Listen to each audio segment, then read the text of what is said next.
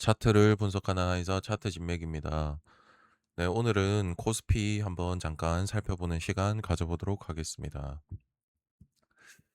네, 코스피가 지난 요 자리에서 크게 이제 반등세를 보여주지 못하고 지금 하락을 한 모양입니다. 특히 지금 보시면 자, 주요 지지 라인이 지금 보시면 7,200 라인 정도에서 원래는 지지 라인이 원래 있었습니다. 그런데 요 라인을 지금 한번 강하게 뚫고 나서 지금 잠깐 반등을 하는 모양이 지금 나오고 있습니다. 지금 요 경우가 지난번에 계속 이제 좀 우려를 했던 부분이었는데 요 지금 지지하는 선과 요 60일 이동 평균선이 어느 정도 지지가 겹치는 자리였는데 지금 요것을 살짝 뚫고 지금 한 번 더 강한 음봉 지금 요것이 7월 13일에 강한 음봉으로 한번 뚫어내려고 하는 모습이 나왔거든요, 요게. 네, 그래서 지금 이 모양이 썩 좋지는 않습니다. 지금 가능한 시나리오는 저로서는 이제 크게 두 가지를 보고 있는데, 네, 요 자리에서 지금 보시면, 자, 요 자리에서 지금 세 번에 걸쳐서 떨어지고 잠깐 반등하는 척 하다가 60일 이동 평균선의 저항에 맞고 한 번 더 내려갈 수 있는 요런 시나리오가 하나가 있고요. 그리고 지금 요렇게 살짝 뚫은 거는 약간의 휩소, 그러니까 많은 반대 매매 또는 손절 요런 거를 일으킨 다음에 어 반등을 빠르게 해서 정고점 부근 정도에서 멈춘 다음에 여기에서 횡보를 하는 시나리오, 크게 지금 두 가지를 보고 있습니다. 지금 어쨌거나 요게 차트가 한번 이렇게 망가진 이상 바로 회복하기가 쉽지는 않은 모양입니다. 확률상으로 100%는 아닙니다만 확률상으로는 빠르게 회복해서 특히 상승장으로 가는 거는 상당히 지금 어려운 모양이다. 그렇게 지금 보고 있습니다. 많은 분들이 지금 코스피가 이렇게 오를 때만 하더라도 예, 이제 조정을 우려하는 목소리를 들이면 어, 이제 콧방귀를 끼고 사실 뭐 듣지도 않으시는 경우가 상당히 많은데, 이런 경우가 계속 이제 걱정을 하고 경고를 드렸던 이유가 이러한 이유 때문입니다. 특히나 비싸진 상태에서 조정을 받으면 이것은 다 이제 퍼센트로 받기 때문에, 자, 비싸진 상태에서 조정을 받게 되면 비싼 가격에 대한 퍼센테이지로 조정을 적용을 받기 때문에 이 폭이 상당히 큽니다. 이게 어떤 말이냐면 예를 들어서 삼성전자 한번 보겠습니다. 삼성전자를 예를 들면은 자, 이 가격대에 만약에 이제 있었다고 치면은 37만 5천 원에서 지금 보시면 약 30%의 조정이 나온 건데 37만 5천 원에 대한 30%의 조정이 나왔기 때문에 이것이 거의 네, 10만 원 가량 떨어진 거죠. 그죠? 그러니까 가격이 비싸진 상태에서 조정을 받으면 그 하락폭이 굉장히 크기 때문에 내가 아무리 평단가가 정말 좋은 경우라면 예외이겠지만 어느 정도 평단가가 예를 들어서 높다라고 하면은 이것이 조정을 조금만 깊게 받는다, 퍼센테이지로 깊게 받는다 하면 바로 본인 평단가로 와버리는 그런 사태가 벌어질 수 있습니다. 그래서 제가 계속 말씀드리는 것도, 물론 장기 투자로 계속해서 들고 가서 수익을 내는 것, 그것을 제가 뭐라 하는 것은 아닙니다만, 제가 말씀드리고자 하는 거는 나는 수익이면 된다라고 생각했던 처음 생각이 물리고 나면은 '아 그냥 들고 가겠어.'라고 바뀌면 안 된다라는 거죠. 내가 '수익을 내면 상관이 없다.'라고 마인드를 가지고 요거를 매수를 들어가셨다라고 하면은 언제든지 나는 만족해서 수익을 익절을 해도 된다. 요렇게 생각을 하셔야 되는데, 이것이 들고 갔다가 큰 한 번이라도 조정이 나와 가지고 본인 평단가에 와 버리는 순간 그냥 들고 가서 '장기 투자해 버려야겠다.' 이렇게 생각을 하시는 경우가 많다라는 겁니다. 이게 굉장히 잘못된 겁니다. 물론 제가 이렇게 말씀드린다고 해도 전혀 바뀌기가 쉽지 않다라는 것을 알고 있습니다. 그러나 계속 제가 반복적으로 말씀을 드리는 이유도 반드시 고쳐야만 하기 때문입니다. 예. 지금은 어떻게 보면 잠깐 이렇게 반등할 가능성이 조금이라도 있어서 다행이라고 생각할 수 있는 지점이기도 합니다. 그러나 제가 계속 우려를 드리는 이유는, 자, 코스피 같은 경우에도 지난 하락장 전환 때를 보면은 이때는 문재인 정권 시절인데 다 기억하실 거지 않습니까? 코로나 때 폭발적으로 돈 벌었던 사람들 여기에서 다 쓸려 나갔습니다. 예. 요때 장기 투자한다고 계속 들고 있던 사람들도 결국은 못 버팁니다. 예. 이것은 본인이 더 잘 아실 거라고 생각합니다. 요것만 해도 지금 보시면 2021년 8월부터 2022년 9월 약 1년 정도의 기간입니다. 1년 정도, 1년.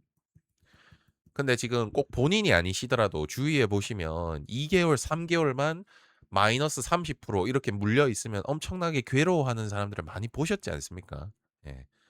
그러나 특히 이런 경우는 반등의 여지조차 없는 상태로 하락을 하기 때문에 아주 주의를 해야 된다라고 제가 여러 번 강조해서 말씀을 드리는 겁니다.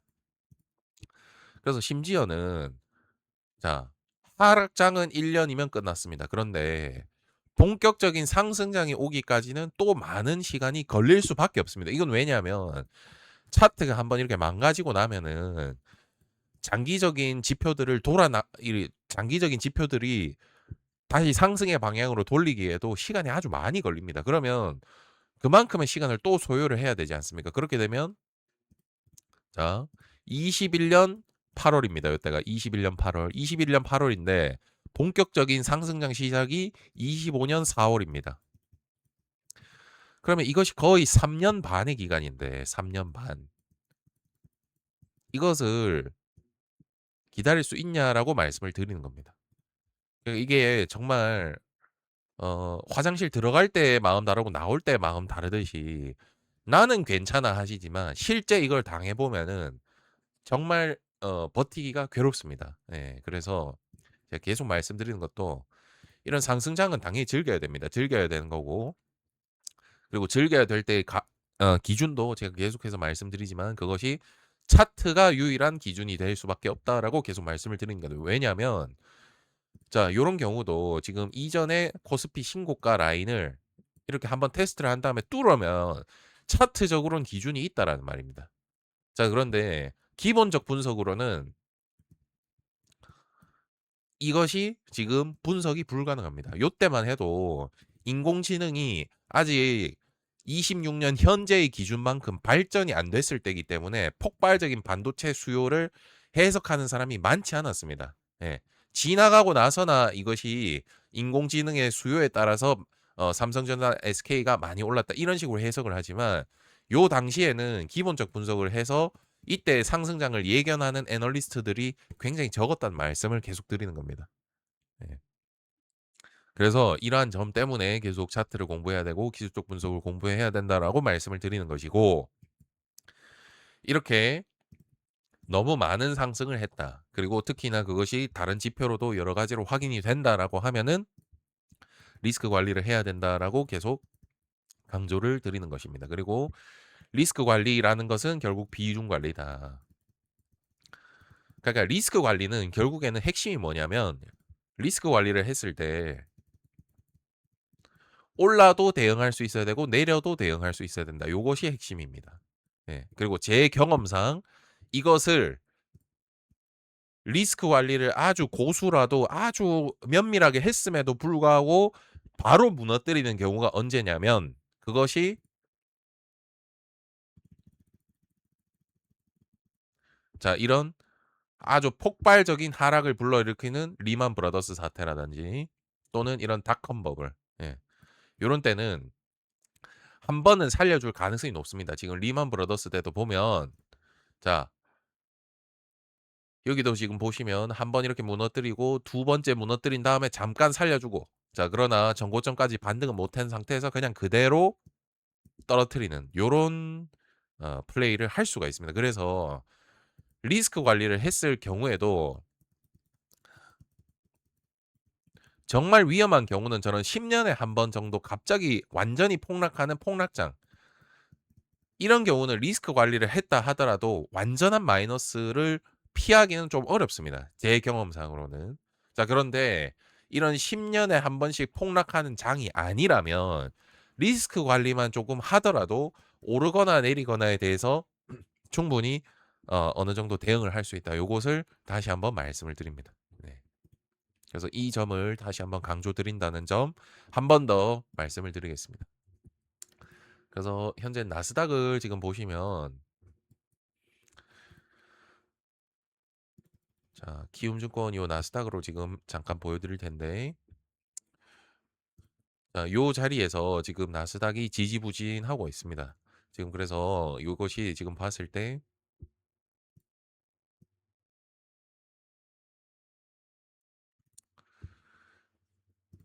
자, 잠깐 보겠습니다.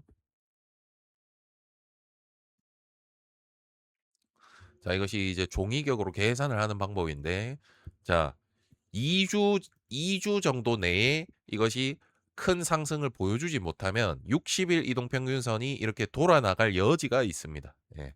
60일 이동평균선이 지금 돌아나갈 여지가 있고, 그렇게 되면은 지금 지난번에 설명을 드렸던 그 일목균형표로 잠깐 설명을 드리면, 요쪽이 지금 얇은 구간이지 않습니까? 그죠?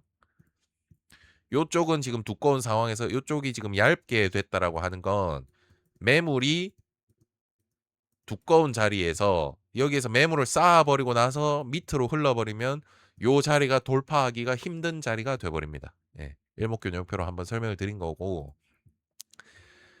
꼭 일목균형표가 아니더라도 캔들만 보시더라도 여기에 지금 자리가 보면 이제 저항 자리들이 많이 지금 생긴 상황입니다, 지금은. 예. 그래서 지금 이 상황이 바로 지금 돌파를 할 수 있을지에 대한 이 부분이 지금은 좀 지켜봐야 될 것 같습니다. 그러니까 이런 부분은 저조차도 예측이 지금 점점 물음표가 되어가는 상황입니다. 왜냐하면 지금 횡보를 하면서 옆으로 지금 질질 끌어버리기 때문에 그렇습니다. 그래서 횡보가 무서운 것인데, 예측이 무의미하면 뭐다? 계속 말씀드리는 것이지만 리스크 관리를 해야 된다. 예. 다만 이제 가장 우려를 하는 건 이제 그런 것이겠죠. 이것이 장기적인 이동 평균선 자체가 완전히 우하향해 버리면은, 그러면은 하락장이 찾아올 가능성도 없지 않아 있겠죠. 그죠? 예. 그래서 그런 경우는 손절을 해야 될 수도 있다라고 보는 것이지만, 그것이 아니라면 어쨌거나 지금은 약간의 리스크 관리를 하면서 이것이 지금 어떠한 방향으로 지금 갈지 요거를 눈치 싸움을 하면서 대응을 하는 것이 지금은 가장 뛰어나다라고 볼 수가 있겠습니다. 저도 시황상으로는 인공지능이 아직도 초입이라고 생각하고 있습니다. 예. 26년에 들어가지고서야 비로소 처음으로 인공지능이 자가 증식이 가능하다라고 클로드를 개발한 엔트로픽사에서 발표를 했거든요. 그래서 26년이 아직 인공지능의 초창기 모델이다라고 아직도 생각은 하고 있습니다. 그러나 인공지능의 발전과 별개로 지금 주가가 하락장을 그릴 여지가 있다라고 하면은 대응을 해야 된다라고 계속해서 말씀드리는 것입니다. 상승장 때는 기본적 분석하는 사람들 다 맞게 느껴집니다. 그러나 횡보장이나 하락장이 찾아오는 순간 기본적 분석하는 사람들은 다 쓸려 나간다고 계속해서 강조해서 말씀을 드립니다. 예. 그래서 이런 사람들이 상승장 때는 본인들이 기본적 분석을 바탕으로 뭐든 다 맞춘다 이런 식으로 홍보를 하지만 다 헛소리라는 걸 꼭 명심해 주시고 대응해 주시면 좋겠습니다. 네, 지금은 그래서 리스크 관리를 어느 정도 해야 될 때다. 꼭대기에서 지금 너무나 많은 비중이 들어가 계신 분들은 반드시 비중 관리를 하셔야 된다. 네. 제가 계속 말씀드리지만 수익은 조금만 나더라도 그래도 수익입니다. 예. 그러나 여기서 꼭대기에서 몰빵 들어가 가지고 큰 물량이 마이너스가 나 버린다라고 하면은 이것에 대한 고통이 더 크다라고 계속 말씀드리는 겁니다. 아쉽더라도 비중 관리를 해서 수익을 내는 것이 중요한 것이지, 큰 물량이 들어가 가지고 내가 대응도 할 수 없는 마이너스를 보는 것은 아주 위험하다라고 계속 말씀드립니다. 네, 그간 제가 개인적인 사정이 좀 있었어 가지고 업로드를 좀 못 해 드렸다는 점 죄송하다는 말씀 드립니다. 어쨌거나 지금 상황은 예, 아주 낙관하면서 지켜볼 그런 자리는 아니다. 약간의 리스크 관리는 조금 필요해 보이는 그런 자리로 지금은 보입니다. 나스닥의 경우에도 저는 원래는 짧은 조정 뒤에 바로 상승을 원래는 예견을 했었는데, 그러나 이것이 지금 어떤 방향으로 갈지 모르기 때문에 이제 다시 "대응법이 바뀌었다."라고 말씀을 드리는 겁니다. 대응법이. 예. 투자는 항상 대응을 잘해야 되는 부분이지 뭐 예측을 잘했다고 해서 무슨 점쟁이처럼 맞췄냐 안 맞췄냐 이것이 아니라, 내가 일단 예측을 해 보고 틀렸다면은 어떻게 대응할 것인가, 그 시나리오를 계속 쌓아야 되는 그런 싸움이기 때문에 요 자리에서는 일단은 조금 '안정적인 플레이를 하는 것이 좀 더 맞겠다.'라고 지금은 보고 있습니다. 네. 그래서 오늘 7월 16일 아침입니다. 그래서 아침에 시장을 한번 좀 이렇게 점검을 해 보는 차원에서 리스크 관리에 대한 중요성 다시 한번 말씀드렸고요. 네, 요렇게 해서 일단 오늘은 여기까지 하는 걸로 마무리를 하겠습니다. 어쨌거나 강조를 드리고 싶은 것은 리스크 관리다. 요것을 조금 주의를 하시는 것이 꼭 필요하겠다라고 말씀드리겠습니다. 네, 오늘 여기까지 들으시느라 수고하셨습니다. 감사합니다.